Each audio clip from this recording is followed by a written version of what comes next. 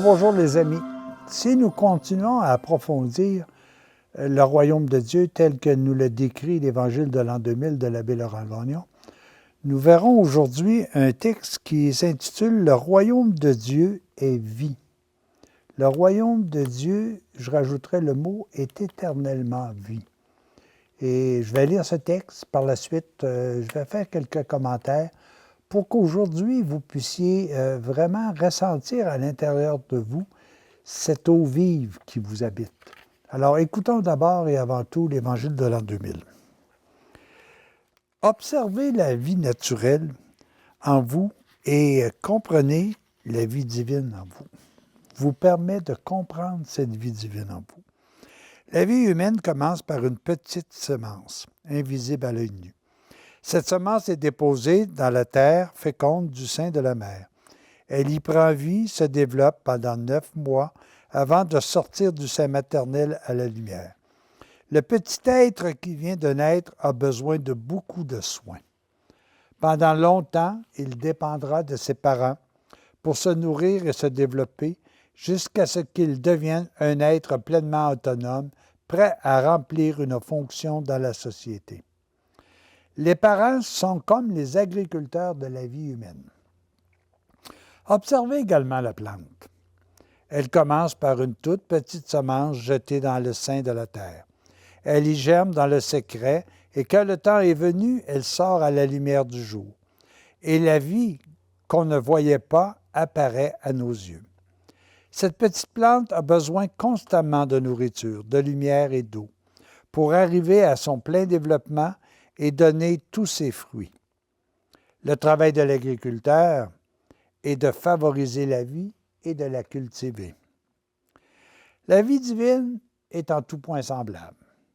Elle commence par une toute petite semence jetée dans la terre de l'âme, semence imperceptible, plus petite que le grain de sénévé. Mais cette semence divine vivante doit devenir un grand arbre et atteindre son plein épanouissement. Les fruits de cette vie divine qui est amour et lumière, et seront des fruits d'amour, de paix, de joie. Celui qui est né de Dieu doit accomplir les gestes de Dieu, rayonner l'amour et la vérité, que votre lumière brille devant les hommes afin que, voyant vos bonnes œuvres, ils glorifient votre Père qui est dans les cieux, nous mentionne Matthieu. Les bons fruits de l'arbre saint indiquent la qualité de la vie de l'arbre. Ainsi, les fruits de bonté, de miséricorde et de joie, de compréhension du chrétien manifestent par leur saveur la qualité, la valeur et l'élévation de sa vie divine. Vous les reconnaîtrez à leurs fruits, car un bon arbre produit de bons fruits. Bouddha, 500 ans environ avant Jésus, disait déjà « Du bien sort toujours le bien et du mal toujours le mal ». Il y a toujours relation de cause à effet entre l'arbre et son fruit. Mais si une branche cesse de recevoir la vie de l'arbre, elle se déchaisse et ne porte plus de fruits. On la jette au feu.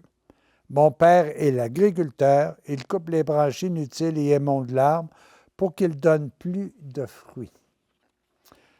Alors, le royaume de Dieu est vie.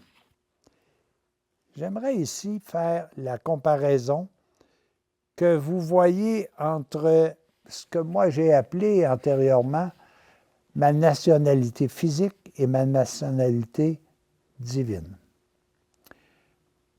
Ma nationalité divine n'a jamais eu de commencement véritable parce qu'elle origine de Dieu qui lui est éternel.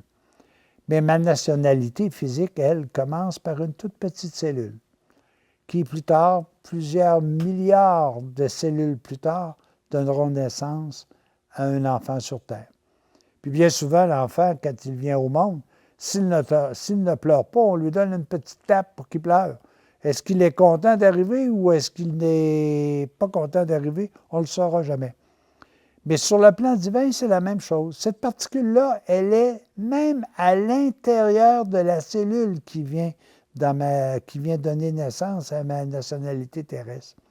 Elle est là de toute éternité et en elle est tout le développement spirituel de la vie.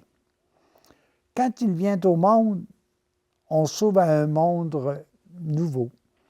Sur le plan physique, on doit réapprendre à connaître ce qu'est un arbre, ce qu'est l'air, ce qu'est la famille, ce qu'est ce qui nous entoure.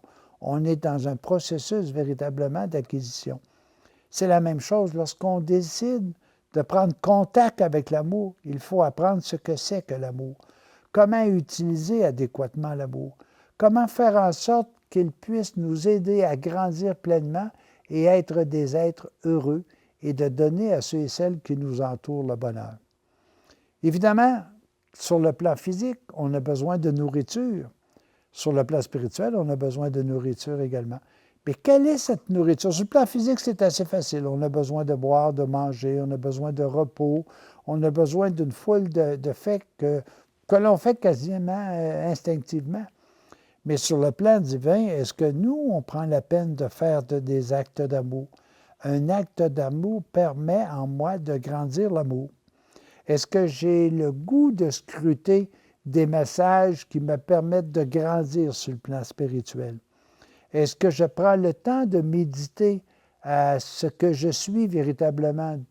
Qui je suis, d'où je viens, qu'est-ce que je fais ici, où je vais aller? Ça fait partie véritablement de ma vie, de cette vie qui est à l'intérieur de moi. Évidemment, cette vie-là, comme sur le plan physique, va rencontrer des périodes qui sont difficiles ou des périodes qui sont faciles. Parce que sur le plan divin, c'est la même chose. Si j'agis toujours avec la sagesse, avec les dons de l'esprit qui m'habitent, je n'aurai pas de problème. Mais si malheureusement je m'égare, je serai averti. Je serai averti que je ne suis pas sur le chemin qui me permette au bonheur. Je serai malheureux, je devrais faire des efforts pour me réhabituer à prendre un bon chemin. Je devrais lutter contre des habitudes qui m'éloignent du bonheur. Je devrais faire en sorte de prendre des habitudes qui sont saines pour ma vie spirituelle, pour ma vie éternelle. Et ça, je pense que c'est tout à fait intéressant de voir que autant sur le plan physique que sur le plan divin, nous devons toujours sans cesse progresser. Cette vie-là, elle est là de toute éternité. Elle est là même avant que nous ayons une vie physique. Alors, à nous de pouvoir véritablement l'approfondir, la connaître davantage.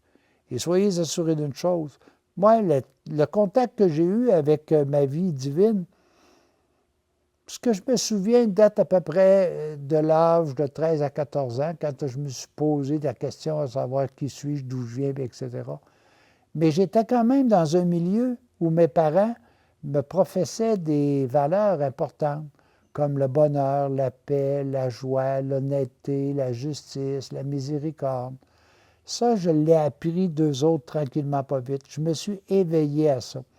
Et véritablement, au début de ma vingtaine d'années, c'est là que j'ai rencontré un guide qui m'a permis d'approfondir, de me donner des contacts avec la parole de Dieu pour dire, approfondis, scrute, regarde cette vie qui est en toi, regarde cette vie qui t'habite sans cesse et tu vas pouvoir aller beaucoup plus loin. Alors évidemment, ça a été une chance pour moi de rencontrer cette personne-là qui aujourd'hui me conduit comme Jésus me conduit sans cesse sur un chemin où je suis assuré d'une chose, que c'est là qu'est véritablement le bonheur.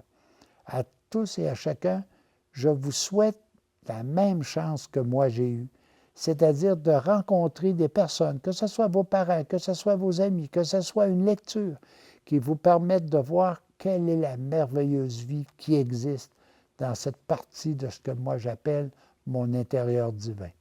À tous et à chacun, joyeuse vie spirituelle.